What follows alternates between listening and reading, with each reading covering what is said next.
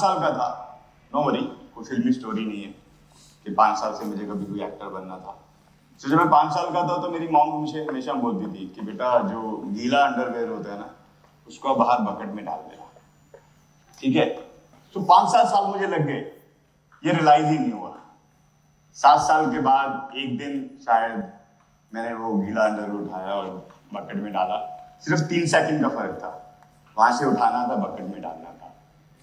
तो जब मैं 29-30 साल का हुआ और एज ए ईडी में काम कर चुका था, एज ए एक्टर मैं 1-2 फिल्मों में काम कर चुका था, तो सब में जब मुझे कुछ मजा नहीं आ रहा था, कुछ चीज़ों में मैं फेल हो चुका था, तो देयर इज नो वन जो मुझे लगता था मुझे कोई मोटिवेट कर सकता है। तो मुझे वापस वो अंडरवेयर वाली बात याद आई कि आपको कोई मोटिवेट नहीं करता। अगर आपको कोई मोटिवेट कर सकता है तो मेरी मॉम पहले दिन मुझे कर चुकी होती। तो मुझे 7 साल लगे मोटिवेट होने के लिए। So that day I decide कि जो भी करना है वो सेल्फ मोटिवेशन से करना है। तो वहां से आई थिंक 30 साल की उम्र में, जब 29 साल की उम्र में मैंने as a casting director as a career चालू किया। जो मेरी पहली पिक्चर थी जिसका नाम था इसी लाइफ में, उसके बाद प्यार का पंचनामा 1, प्यार का पंचनामा 2, बॉडीगार्ड, फिर और बहुत सी सारी फिल्में आती रही।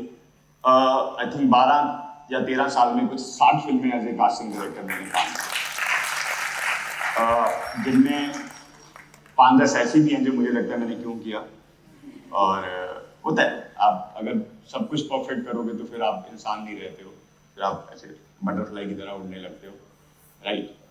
तो आता रहता है मुझे हमेशा। मैं जितने भी एक्टर हैं, तो मैं जब भी मुझसे बात करने आते हैं, जब भी हेल्प लेने आते हैं, तो मैं हमेशा उनको एक चीज़ बोलता हूँ कि अच्छे लोगों से मिलना चाहिए, बुरे लोगों से बहुत ज़्यादा मिलना चाहिए, क्योंकि बुरे लोग वो सिखाते हैं आपको लाइफ में क्या नहीं करना। तो सेम थिंग, जब कोई अच्छी चीज़ होती है तो इतनी सीख नहीं मिलती है। जब आप कोई बुरी चीज़ करते हो, जब कोई बुरी फिल्म करते हो, राइट, तो आपको ज़्यादा सीख मिलती है कि लाइफ में आपको ये नहीं करना। तो 60 फिल्मों के बाद अभी मैं आपके सामने खड़ा हूँ। उसके बाद अगर हम बात करें तो आई थिंक बहुत से लोग होंगे, शायद बैक से तो कुछ 4-5 लोग हैं जो एज ए एक्टर काम करना चाहते हैं। आप में से कोई है जो एज ए एक्टर बनना चाहता है? अभी बचपन में सबके मन में होता है, बट ऐसा कोई है, एक्चुअल कोई है जो एज ए, अरे वाह, नाइस वन, एनीवन। अगर कभी आपके मन में कभी भी ऐसा कोई मौका लगे कि आपको लगे आपको कभी लाइफ में एक्टिंग बंद करना है, तो मुझे एक सवाल किसी ने पूछा था, what does honesty mean for actor? I think मुझे लगता है कि ऑनेस्टी एक सब कुछ है जो एज ए एक्टर के लिए सबसे ज्यादा जरूरी थी। बिकॉज मुझे नहीं लगता, एक सवाल मुझे बड़े दिन पहले किसी ने पूछा था, मैंने कल अपनी एसोसिएट को ही पूछा था।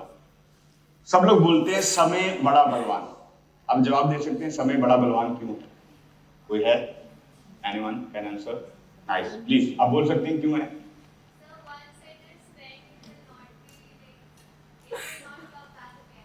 नो, ओके, थोड़ा लाउड बोलेंगे? Nice, anyone else? मैं बताता हूँ जो मुझे उन्होंने जवाब दिया था। मुझे उन्होंने बोला समय इसलिए सबसे बड़ा बलवान है क्योंकि समय रुकता नहीं है, और समय हमेशा 24 घंटे अपनी मेहनत करता रहता है और वो आगे बढ़ता है। तो सेम थिंग आई थिंक हमारे लिए भी अप्लाई होती है। अब अगर एज ए एक्टर काम करें, एज ए कास्टिंग डायरेक्टर काम करें, एज ए डायरेक्टर काम करें, किसी भी फील्ड में काम करें, हमें रुकना नहीं है, हमें अपनी डेडिकेशन, अपनी सेल्फ मोटिवेशन के साथ हमेशा आगे बढ़ता रहना और आगे बढ़ते रहना। और आगे बात करें तो एज ए कास्टिंग डायरेक्टर जब मैं काम कर रहा था, तो आई थिंक पिछले 10-12 साल में कम से कम मैं 1 से 1.5 लाख लोगों को मिला हूँ जिनको एक्टर बनना था, राइट। उनसे जब मैं बात करता हूँ तो सबसे ज्यादा मुझे जो एक चीज की कमी नजर आती है, राइट, यार कंफ्यूजन बहुत है कि करना क्या है। पर मुझे लग रहा है कि आज की डेट में लाइफ में कंफ्यूजन होनी नहीं चाहिए। तो जब हम लोग काम करते थे हमारे लाइफ में, I come from very small city called Faridkot. Small city इसलिए बोला जाता है कि वहां पे कोई इंटरनेट नहीं था या कंप्यूटर की जैसी फैसिलिटी नहीं थी, ऐसे लोग नहीं थे जिनसे हम जाके बात कर सकते हैं, ठीक है। तो हमें उल्टा बहुत ज्यादा टाइम लगा ये चीजें सीखने के लिए। आज तो आप 5 मिनट में गूगल पे कुछ सर्च करो कि कास्टिंग डायरेक्टर क्या है, डायरेक्टर क्या है, क्या हो सकता है, कैसे कर सकते हैं, राइट। तो बहुत ज़्यादा और इजी हो जाता है, आपको सारे सवालों के जवाब मिल सकते हैं। वैसे भी बोला Google can answer anything, right? तो आप गूगल पे बहुत सारे सवालों के जवाब ढूंढ सकते हो, राइट? तो जब मैं फरीदकोट से चला था, the Faridkot very small place in Punjab, right, Baba Farid के नाम पे है। तो मैं उसके बाद चंडीगढ़ में आया। चंडीगढ़ में मैंने कुछ 6 साल 8 साल कुछ एयरटेल में एक फ्रेंचाइजी में काम किया। उसके बाद मैं बॉम्बे शिफ्ट हुआ। बॉम्बे में कुछ 1-2 साल जॉब करने के बाद मैंने एज ए एक्टर अपना करियर चालू किया, पर आई वाज फेल बिकॉज मुझे आता ही नहीं था, बिकॉज ना मैंने कभी सीखा था, ना मैंने कभी सीखने की कोशिश की थी, राइट? तो फेल। उसके बाद मैंने एज ए एडी काम किया, असिस्टेंट डायरेक्टर काम करने के बाद मुझे 2 या 3 सालों में ये रियलाइज हुआ कि मुझे कभी लाइफ में डायरेक्टर नहीं बनना है। तो one day I was sitting home, no work, 1 साल हो गया था बैठे बैठे, राइट? तो एक दिन मैंने ऐसे खड़ा हुआ और मैंने बोला कि I will become a casting director. शायद मेरी किस्मत भी अच्छी थी, शायद मेरी डेडिकेशन भी थी, राइट, कि वो जो मेरी कॉल थी वो इतनी ही इजीली पड़ गई। बट उस दिन के बाद मैंने एक चीज डिसाइड की थी कि लाइफ में आपको जो करना है, अगर आप उस डेडिकेशन और बिना किसी plan B C D E F G के साथ सिर्फ प्लान ए पे मोटिवेशन करोगे, प्लान ए पे कॉन्सेंट्रेट करोगे, I think you can achieve what you want. इसमें ताकि मैं सकती हूँ, बाकी आप लोग नहीं कर रहे। हाँ, सो लास्ट अगर हम बात करें तो इस साल जो मेरा साल शुरू हुआ था वो दृश्यम 2 से हुआ था। फिर उसके बाद आई थिंक नेक्स्ट मंथ एक नेटफ्लिक्स पे शो आया था खाकी। खाकी के बाद खाकी मेरा nice show, nice, you talk to ma'am, nice show, that's good. उसके बाद Tu Jhoothi Main Makkaar, nice, very good, that's good. अभी और भी काफी कुछ है जो आई थिंक आने वाला है। जो सबसे इंटरेस्टिंग फिल्म है जो मेरे बहुत क्लोज है वो है आदि पुरुष, जो अभी रिलीज होगी। उसके बाद भी और काफी प्रोजेक्ट्स हैं जो अभी रिलीज होने वाले हैं। तो मेरा सिलसिला चलता रहेगा और आई थिंक आगे ऐसी कहानी बढ़ती रहेगी। सेल्फ प्रमोट कर लेता हूँ थोड़ा, because I am very proud on my self. इस सब कास्टिंग के बाद I just produce one film call अकेली, जिसमें नुशल बरोचा है, राइट? तो वो फिल्म है जो हम लोगों ने अभी उसको प्रोड्यूस किया है, उसकी शूटिंग खत्म हो चुकी है। तो मेरी जर्नी यही थी, I started with Airtel franchisee. उससे पहले आई वर्किंग विद पेंजॉन फार्मा, एयरटेल फ्रेंचाइजी और बिकम ए कास्टिंग डायरेक्टर। कुछ 18-20 साल की दगड़ के साथ बॉम्बे पहुंचने के बाद टचवुड आई रीच हियर कि मैं आप लोगों से बात कर पा रहा हूँ, राइट? अगर मेरी लाइफ के उतार चढ़ाव बात करें तो मेरे उतार चढ़ाव कभी ऐसे नहीं आए हैं, ऐसे और ऐसे ही आएंगे, ठीक है? बट मैंने एक चीज हमेशा ये रियलाइज की थी, एक चीज सोची थी कि जब तक आपके पास 2 आंख, 2 हाथ, 2 कान और 2 टांगे हैं और एक जुबान है बात करने के लिए, मुझे लगता है you are perfect, you can do it, right? मुझे नहीं लगता है इससे ज्यादा आदमी को कुछ चाहिए होता है, राइट? आप सोच सकते हो, अगर आप देख सकते हो, बात कर सकते हो, मुझे नहीं लगता इससे ज्यादा मोटिवेशन, इससे ज्यादा आपको लाइफ में कुछ चाहिए होता है, बिकॉज आपके पास सब कुछ है। बाकी तो चीजें आती ही रहती हैं, जाती रहती है। सक्सेस है, आज है, नहीं है, कल है, आज रहेगी, कल नहीं रहेगी। It's life journey, right? So come back तो मेरे सामने एक भाई साहब बैठे हैं जिनको एक्टर बनना है और 1-2 लोग पीछे स्टेज पे भी हैं जिनको एक्टर बनना है, राइट? तो मैं इनके लिए एक छोटी सी एडवाइस देना चाहूंगा कि सर, आप कभी रुकना मत, थकना मत। कि मुझे लगता है कि कोई भी चीज है, अगर हम एक ग्रेजुएशन की बात भी करते हैं तो आई थिंक 3rd-4th से हमें माँ बाप स्कूल में डाल देते हैं और आई थिंक 14 या 15 साल होते होते भी पूरी ग्रेजुएशन होती है। तो ये पूरी एक जर्नी होती है, तब जाके आपको लगता है ना आपके हाथ में एक डिग्री है। तो एज ए एक्टर भी मुझे लगता है 5-7 साल 10 साल तो नॉर्मली निकल ही जाते हैं, राइट? तो आदमी थकता तब है जब आदमी पेशेंस लूज कर सकता है, आदमी को लगता है कि भी मेरी लाइफ में कुछ नहीं हो रहा, राइट? ये भी सारी चीजें जब आपके मन में आने लगती हैं तो मुझे लगता है तब आपका लाइफ में कुछ होने वाला है, तब अपने आप को अगर आप कंट्रोल कर पाओ, अपने इमोशंस कंट्रोल कर पाओ, पेशेंस रखो, डेडिकेशन से उतनी ही शिद्दत से अगर आप आगे बढ़ते रहो, राइट, तो मुझे लगता है कि आप बहुत कुछ कर सकते हो और आप बहुत एक कुछ अच्छा अचीव कर सकते हो। बहुत से ऐसे एक्टर हैं यार जो तैयारी नहीं करते हैं, राइट। बहुत से ऐसे लोग हैं जो हम बहुत लोगों से बात करते हैं, बॉम्बे आते हैं, बट अगर उनको पूछो कि सर आपको पता है कि ये कास्टिंग डायरेक्टर क्या करते हैं, नो। सर आपको पता है ये प्रोडक्शन हाउस ऑफिस क्या है, नो। अगर उनको पूछिए ये कास्टिंग प्रोसेस क्या होता है, नो। फिर मुझे लगता है फिर आप बॉम्बे करने के आए, कम से कम बेसिक चीजों की तैयारी करके आ सकते हैं। पीछे भी मुझे किसी ने पूछा था कि सर स्टेज थिएटर की क्या इंपॉर्टेंस है, अरे इन्होंने पूछा था, सर आपने पूछा था कि थिएटर की क्या इंपॉर्टेंस है। मुझे लगता है थिएटर का अपना एक चार्म है, जैसे आप ग्रेजुएशन में करते हैं और अपनी तैयारी करते हैं, एज ए जब आप थिएटर करते हैं तो एज ए एक्टर अपने आप को तैयार करते हैं, और जितना आप थिएटर में काम करेंगे, या अपना जितनी एक्टिंग या अपने स्किल्स पे काम करेंगे, उतना आप आगे बढ़ते रहेंगे। कम बैक, तो लोग बॉम्बे आते हैं बिल्कुल तैयारी नहीं करके आते हैं। मुझे नहीं लगता कि कभी किसी ने गूगल पे सर्च करके भी देखा होगा कि कास्टिंग डायरेक्टर का जॉब प्रोफाइल क्या है, डायरेक्टर का जॉब प्रोफाइल तो सबको पता है, ये प्रोडक्शन हाउस क्या है, कास्टिंग कैसे होती है, they don't want to learn, right. 10 minute हो गए, 10 मिनट पेंडिंग है, 10 मिनट हो गए बस, अरे 8 मिनट और है, कोई बात नहीं bro, thank you.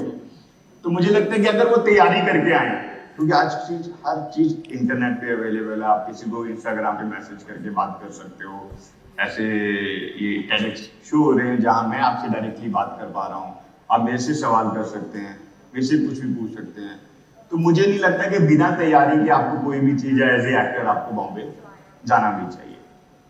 Come back, एक और सवाल था, एक और किसी ने मुझसे डिस्कशन किया था कि how actor, director, producer, right, ये कैसे सारी चीजें लिंक हैं। हर चीज अपने आप में बहुत लिंक है, बिकॉज अगर आप एक्टर है तो आप प्रोड्यूसर से भी डिस्कशन करते हो, डायरेक्टर से भी मिलते हो, तो इस एवरीथिंग इज लाइक ताना माना आपस में बुना हुआ है।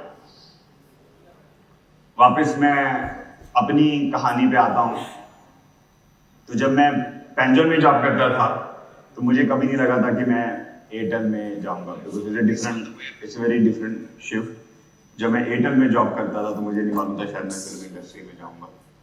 आप इसको आधा श्रेय मेरे लक को भी कह सकते हो और आधा श्रेय मेरी डेडिकेशन को भी कह सकते हो, कि मुझे हमेशा लगा रहा कि मुझे जो करना है वो 100% देखिए करना है, राइट। उसके बाद मैंने कभी पीछे मुड़ के कभी ना सोचा ना देखने की कोशिश की। पीछे वैसे मैं जरूर मुड़ता हूँ, ऐसा नहीं कि मैं कोई एरोगेंट हूँ या मुझे लगता है पीछे नहीं मुड़ना चाहिए, पीछे जरूर मुड़ना चाहिए, पर पीछे मुड़ के ये नहीं मुझे देखना कि मैंने पीछे क्या छोड़ दिया। जो छूट गया वो छूट गया, जो मेरा नहीं था वो छूट गया। जहां मैं खड़ा हूं वहीं मैं स्टैंड कर रहा हूं और वही आई थिंक मेरा है।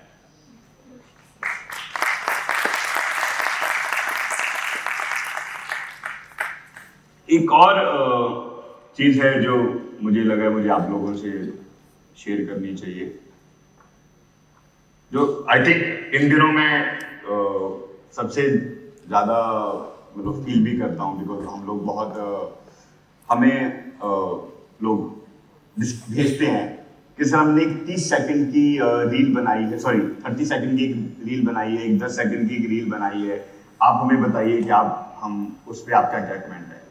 मुझे इसे लगता है जब हम 2 घंटे की फिल्म देखने जाते हैं, हम एक एक्टर को 2 घंटे परफॉर्म करते हुए देख सकते हैं, राइट।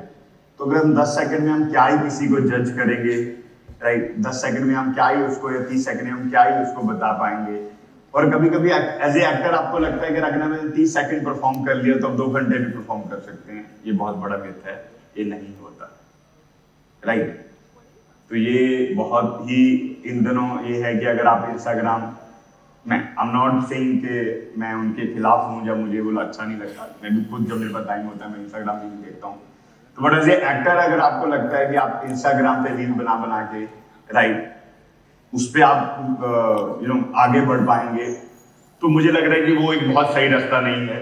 उससे बेटर है उतना ही सही टाइम आप थिएटर ज्वाइन करें या लोगों से मिलें, थिएटर, इवन जाके थिएटर देखें, जब फिल्में देखें, बुक्स पढ़ें, रिसर्च करें, तो मुझे लगता है कि वो एज ए थ्योरी और प्रैक्टिकल दोनों मिलके आपको बेटर एक्टर बना सकता है।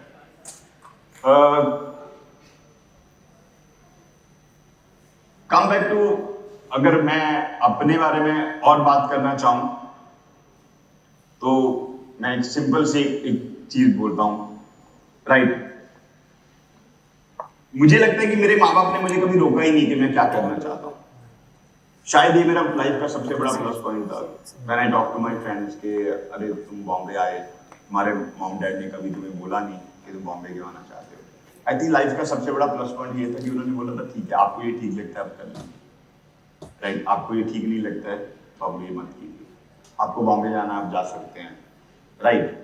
तो वो आई थिंक लाइफ का सबसे बड़ा प्लस पॉइंट था, ठीक है, कि आपको अगर उतनी फ्रीडम अपनी फैमिली से मिलती है, तो उतनी फ्रीडम आपको घर वाले देते हैं, तो अब लाइफ में वो कॉल ले सकते हो, राइट, जो आपको लेना चाहते हैं। जब मैं फेल हुआ तो भी मेरे साथ वो स्टैंड करके खड़े थे, right. Come back to story, तो कुछ 50-60 फिल्में करने के बाद, कुछ अच्छी बुरी इंटरेस्टिंग चीजें करने के बाद, आई रियलाइज कि यार लाइफ ऐसे चलती ही रहती है, लाइफ ऐसे चलनी ही चाहिए, ठीक है, रुकना तो है ही नहीं है, अच्छा बुरा ये सब चलता रहता है। आई थिंक मेरे पास मेरी बातें खत्म हो गई हैं, तो मैं वापस रिपीट कर करके भी बोल रहा हूँ। 15 मिनट ऑलरेडी हो चुके हैं, तो I think I am done, और if you want I can talk more. I think that perfectly okay. 3 minute और बोल लूँ, जरूरत है? Okay, nice. As a casting director इतने कमाल के एक्सपीरियंस होते हैं। मुझे बहुत, एक बार मैम ये सवाल मुझे किसी ने पूछा था कि अगर आपने 60 फिल्मों में काम किया, तो मुझे लग रहा है 60 फिल्मों में काम करने के बाद मैंने रियलाइज किया कि हर फिल्म की जर्नी अलग है। If you talk about Drishyam two, पीछे भी किसी ने सवाल पूछा था ऐसे, Drishyam two is a very different film.